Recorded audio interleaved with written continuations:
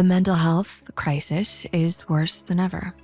While millions of people struggle with their mental health, therapy is always just out of reach, whether it be because of pricing or inaccessibility. But a potential solution has made its rival in the form of AI, which is instantly accessible and often free. But is AI really the solution many are hoping for? Can it actually replace therapy?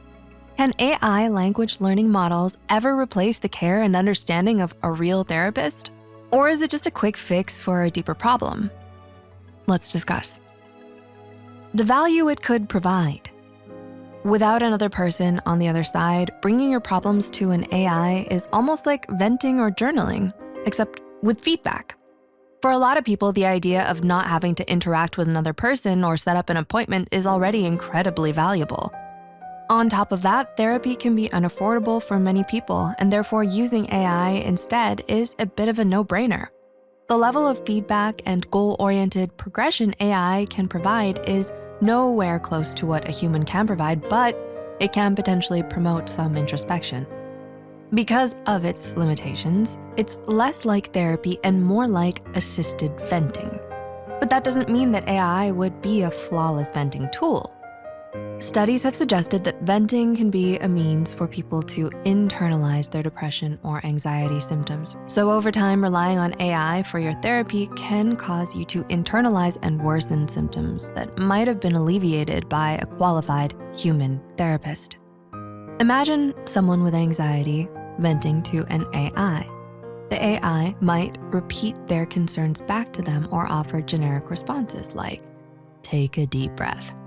This can create an echo chamber effect, where the person's own thoughts and worries are simply mirrored rather than challenged or understood.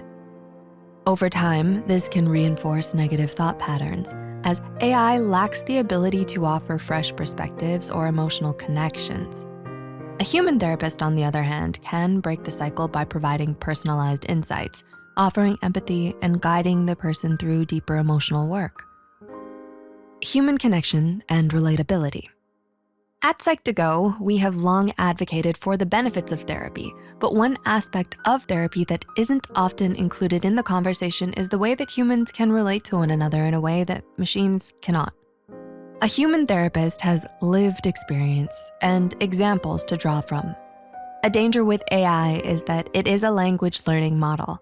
In other words, it can only draw from things that other people have said in a way that the algorithm it runs on would deem appropriate. While a human therapist has dozens of clients and can't afford to become too emotionally invested in you, a machine can't emotionally connect or relate to you at all. Of course, to some people, this doesn't matter too much. The information and feedback takes precedence over the emotional semantics, but those emotional semantics are what make human therapy impactful.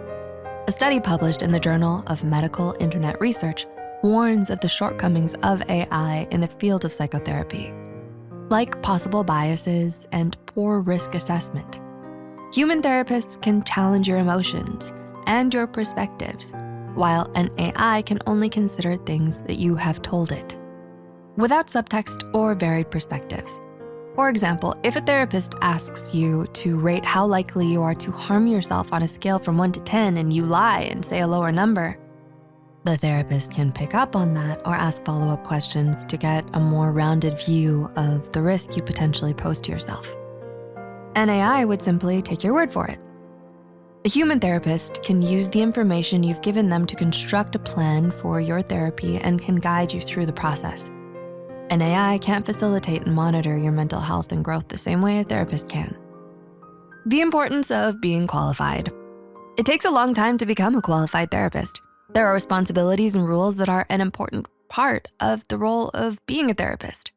This knowledge and responsibility is what distinguishes therapists from other people. A machine cannot be held responsible or accountable. Whatever happens through your journey with an AI, the AI itself has no stake in it. While AI can give reasonable sounding advice, it won't always feed you factually correct information. ChatGPT has been known to lie if the algorithm thinks it sounds correct. In something as delicate as mental health, this makes AI a very risky tool to use. Studies into the potential benefits of AI in psychotherapy point out that the benefits they could provide therapists are limited, considering that the vast majority of the responsibilities of therapy would still have to be conducted by the human therapist. So, if you take the human therapist out of the equation, you also take away all of the safeguards and risk assessment that their qualifications provide. Real life impact of AI. This last point comes with a trigger warning because we will be discussing suicide. There was a case in October where a 14-year-old boy became obsessed with an AI themed around the character Daenerys Targaryen from the Game of Thrones. He spoke to the chatbot about desperately wanting to join in its world, which the chatbot encouraged. The 14-year-old then committed suicide. It's clear in hindsight that this boy had problems that could have benefited from some sort of intervention, even though the chatbot wasn't meant to be a therapist. It still shows some of the dangers of AI handling delicate mental health crises. It cannot know that when you say, "I'm going to join you," you're implying that you want to commit suicide. Something like that would certainly raise red flags to a human therapist. We're not trying to imply that anyone is at fault in this case or trying to throw blame on anyone.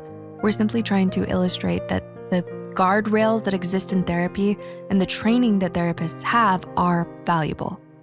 Furthermore, researchers found that AI used for minute taking in hospitals was inventing things no one had ever said.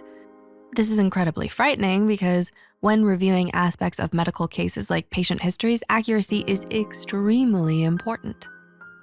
We wouldn't tell you to outright never seek help. If you can't afford therapy, something is better than nothing. But what we will say is be careful when using AI as a therapist. Remember that the emotions and feelings that you pour into it don't mean anything to the AI. It's only responding with a sentence constructed by an algorithm. Prominent AI company OpenAI even made a statement saying their AI tools should not be used in high-risk situations. So what do you think? Is AI more helpful than harmful? Let's keep the conversation going in the comments below. If you enjoyed this video, let us know by leaving a like and subscribing to Psych2Go for more videos like this.